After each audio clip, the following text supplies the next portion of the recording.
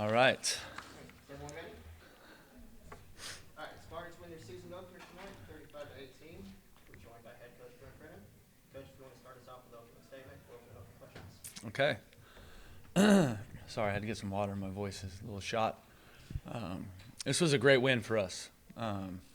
With what we've gone through to open seasons the last 2 years, how hard those losses have been, this is just a really exciting win for us. And I thought there were lots of moments in that game that we can be excited about. We started off really fast on both sides of the ball. We were on point in the kicking game. And then, some adversity hits. We go 3 and out. They move the ball some. The quarterback's a really good player. And, and then later in the game when we got into the fourth quarter, our team really dug in. We had a huge punt return.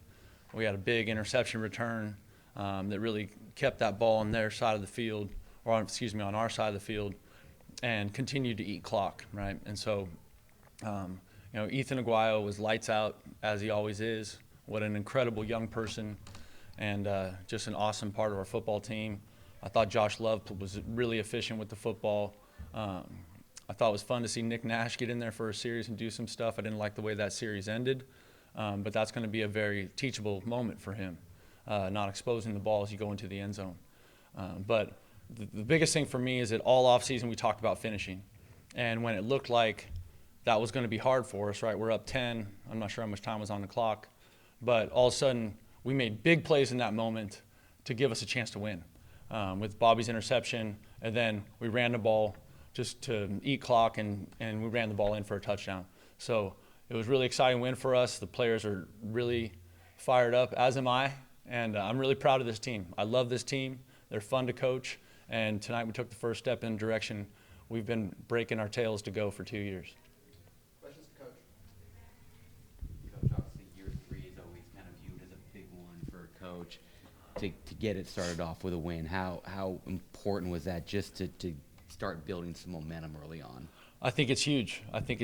And, especially for these kids who have been through those 2 tough seasons, and then also for the kids that decided to come and play for us, even though the record wasn't great. And a lot of those kids turned down other schools that are good schools with winning traditions and winning history, and they chose this because they believed in our coaches and they believed in our players and what's happening here. They believed in beyond football in Tobruk. So, everything we do here is all about the young men and helping them develop and grow. And when you finally get that validation with the win over all the hard work they put in and everything they've been doing, it just feels amazing. Congrats, Coach. Thank you, sir. Can you paraphrase what you told the team before the game and even what you said in the locker room just a while ago? What are the things you mentioned? What were the highlights? Yeah. I'm not sure it's made for TV. Before the game I talked about playing a clean game, which we didn't do. I feel like if you watched any college football in the last week, there was, a lot of missed tackles, penalties, turnovers. We won the turnover battle 2-1, which is always, I should have mentioned that at the very start, which is always a great indication of your chances to win. But so we talked about that stuff. We definitely had some penalties, but they were the kind of penalties that happen in football a little bit. They weren't false start, they weren't substitution, they were football penalty, holding, pass interference, that kind of stuff. So, that stuff we can clean up, that stuff we can coach. After the game, I talked to them about being smart tonight, being able to handle a win. We took 1 step, and if we're going to take 2, we need everybody to make good decisions and be smart tonight. And I want them to enjoy the win and celebrate the win because it feels good, and we haven't won here in a while. So that was kind of my main message after the game. People that maybe haven't been in this stadium this year yet walk in and they see the giant yellow back there. Yeah. Is that something that when you're out there you kind of are able to look up at it, and it maybe looks funny, but it's a sign of the progress? It's a sign of progress, no question. And it doesn't look funny to me. It looks amazing. And in a couple of years, it's going to look twice as amazing. And I spoke to some of our donors and some people before the game. For any of you that have been around San Jose State for any extended period of time, the change that's happening here is incredible on South Campus. It looks so great. We have a new softball stadium, right? We have a new tennis facility. We have a new golf facility. We have a new beach volleyball facility. We have a new soccer stadium. The progress is amazing. And now this next thing is this building this sports athletic complex that's going to host us in men's and women's soccer. So it's going to benefit a lot of people. And I think it's good for us as a team and as a program to look to that and know that that's coming. And I think that it also helps us in the recruiting process when we're talking to young people and like, no, this place is changing and good things are happening here. Coach, in the first couple drives of the game, there's some aggressive play calling, some big pass plays. Was scoring first and getting out to a good start something that was really important to you, building confidence? I think so. One of my mentors recently told me that millennials play much better from ahead, and I think he's right. But we wanted to take the ball and we wanted to get going, really. And they had, offensively, we weren't sure exactly what they were going to be because their coordinator had come from another school, right? So he's now running his stuff with new people, and we weren't sure exactly how it was going to play out. So we wanted to see if we could get going on offense, which we did. I thought Josh was fantastic on that first drive, and obviously Ham made some big plays. I just talked about that on the radio, but we threw the ball to 10 people, and some young players are out there running around and making plays, and then it was awesome to see Bailey back, just from where he's come from. So lots of good stuff to be excited about, and I'm sure when I look at the film, there'll be lots of stuff to not be excited about. Coach, I was just wondering how you plan on using Nick Nash in the future. Is he going to kind of get his own series and games, or is he going to be folded in the offense? I would say that's classified. That's going to be obviously he handled that drive well, and he's dynamic with the ball in his hand. And so, he's a freshman. And so we're going to see what he can do and how much more of the offense he can take on. And it's kind of a good changeup. And because he's so dynamic with the ball, he requires a lot of attention for teams to prepare for. And so I think we're going to be excited about him going forward. Coach, with the Labor Day weekend coming up, I was wondering if you were going to emphasize anything to make sure that the team was going to be prepared and ready before the second game of the season next Saturday. Yeah, well, the good news is, we got practice tomorrow and we got practice on Sunday. So it's a chance for us to get up, get going tomorrow, and put this game to bed and start getting ready for Tulsa. And then they have Saturday off. And Sunday we'll come back and get back. Now the coaches don't have Saturday off. Okay, maybe I need to clarify that. We got a game plan to put together and we got work to do. But that's kind of how this weekend's going to work out. And then coaching college football, there's no off days. It's the season. It's time to go. Coach, you mentioned last two season openers were tough for your team. How do you hope that this game takes you into week 2 and continues on this? Well, I think anytime, you play well and you make some mistakes, but you still find a way to win, I think you give your team, they get some confidence and they get to see like, hey, no, we can do this. And we can execute and we can run this scheme. And, I think that was a big part of some of the success. I thought the play calling on both sides of the ball for us was really good. And I think there's some stuff that we're going to look at defensively. I think it would have been even better just with a couple poor technique things here and there, or a couple tackles we missed and all that stuff. So I think just, to get to 2-0, you got to start by getting to 1-0. And this was a great night for us. How about the crowd? The crowd was amazing. I mean, it was just a great football night. Students were awesome. Students were in the end zone, rocking. Dance cam, they were going nuts. It was great. Real college football night here in San Jose. Anything else? Sorry. And how you prepared for the Bears?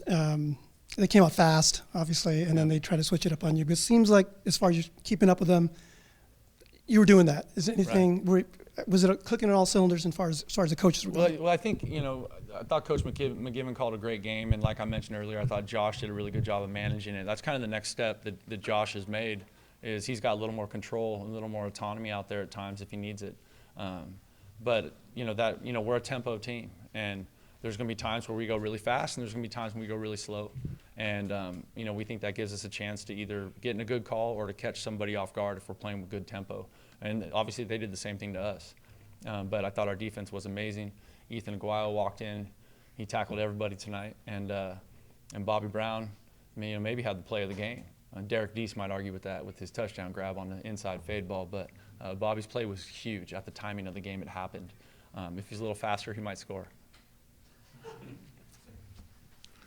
All right, thank you, everybody. All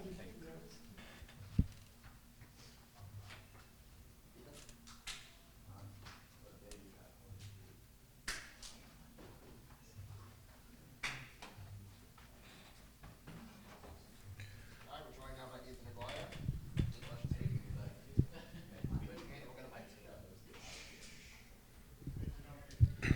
Ethan, just to get the season started off with a win, kind of the way that the last few seasons have gone, what does this do to you guys just to be sitting here 1-0? I think it's something that we've prepared for. We always know that we could play to the expectations that we need. So it's just nice to come out here and put a plan together and execute it.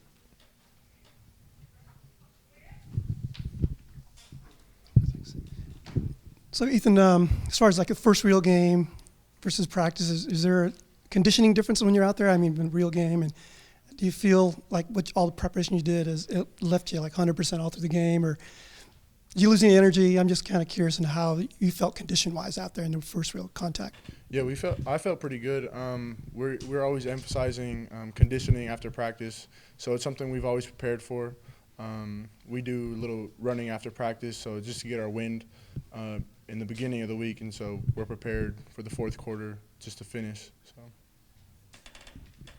Ethan, that was a really good quarterback for Northern Colorado. He barely completed half his passes. What was the key to stopping him tonight? I think our DBs did a great job. I think our D-line got some pressure on him, so got him out of the pocket, got him to move his feet, make some uncomfortable throws. So big credit to the DBs and the D-line, just getting their pressure, and it's something we work on every day, so it's nice to see that.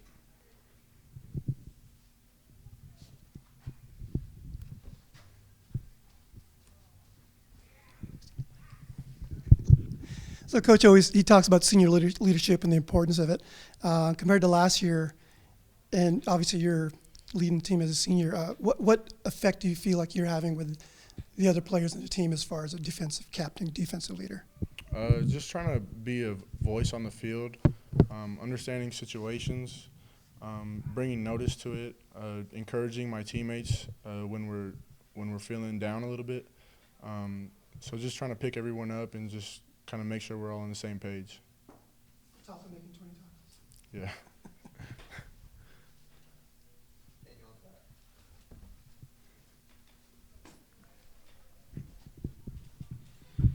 Ethan, you were out there almost every play, but your defense really rotated and used its depth a lot tonight. What do you notice about this year's team and the way that you can use more than the 11 guys you start out with? I think it's a big credit to our defense. The 1s, 2s, and 3s, we always talk about next man up. So with that, whether it's football, so anything can happen. So you always have to prepare like you're a starter, regardless of what depth you are. It doesn't matter. That's what we preach every day. Just be ready when your name's called. Quick question. Obviously, with a strong start and 20 tackles and whatnot, are there any particular goals for the season? Like you want to reach 150 tackles or something like that? Or We have some team goals or some defensive goals, just to be top 25 in the turnover margin, play good run defense, blue line effort. So we just have, if we stick within those, the framework of that, then we'll be good. Thank you. We are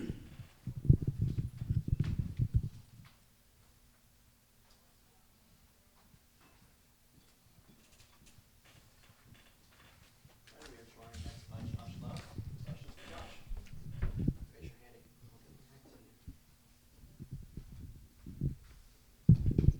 Hey, Josh. Hey, so no one's obviously surprised of how you performed, but name a few things you think you can still improve on. I think there's a couple of third downs we had where, I had a couple ones where I flushed out of the pocket and threw the ball away. But maybe just finding my check downs and finding some outlets to let the guys get in space and run a little bit. Josh, obviously last year you had to run for your life a little bit out there. The offensive line looked much improved tonight. What did you think of how they protected you? They played their butts off, and I don't think I had any sacks. They had the safety in the end zone, but that was I don't count that as a sack.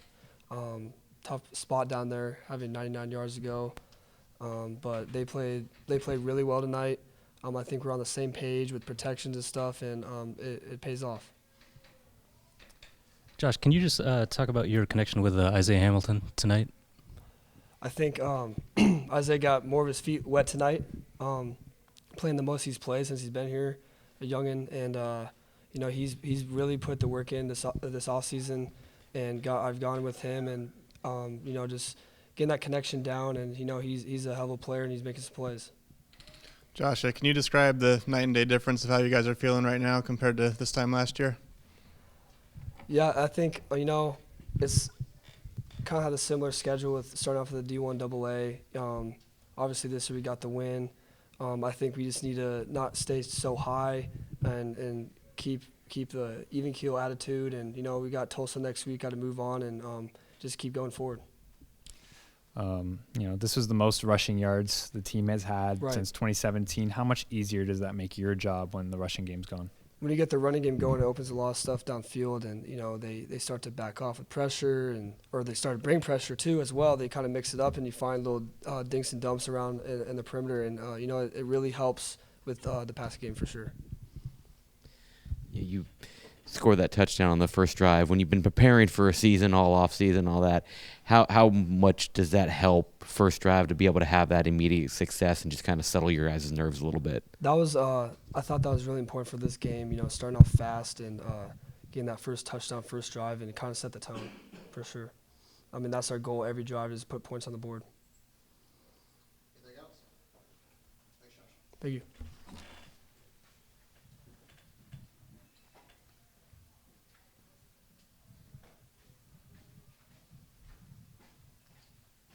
All right, and lastly, we were joined by Bobby Brown.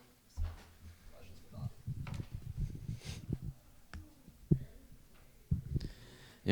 Could you kind of feel that the game at that point when you got the interception that you guys were up 10, but could you kind of feel that you guys needed something else, needed a play to kind of put this game away? At the time, I just knew that we just had to keep playing like getting back in our rhythm like that we were in the first half, and the play, it's good that it came along, but we're just still trying to do our jobs and just make things happen.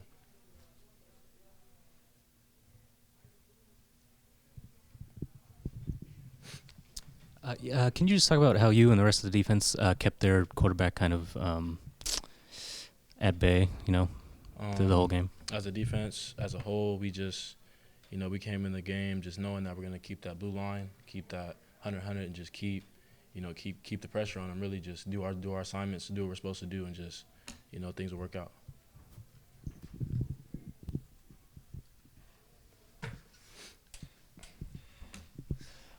The pass rush was on point tonight. How much easier does that make your job, in the secondary when, the quarterback has no time to throw the ball like he didn't have tonight?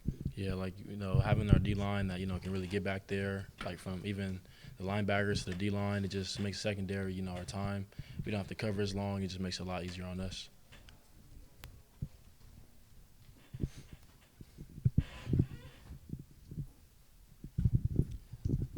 Hey, Bobby. So what was the defensive call or scheme on your interception?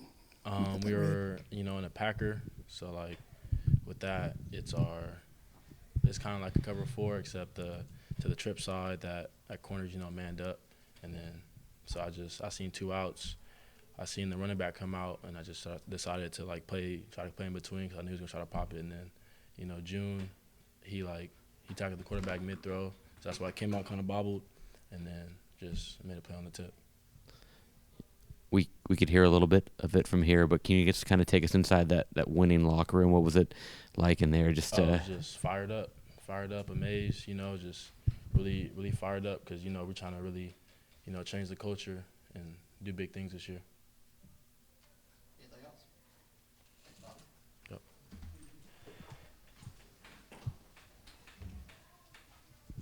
All right, that's it for tonight.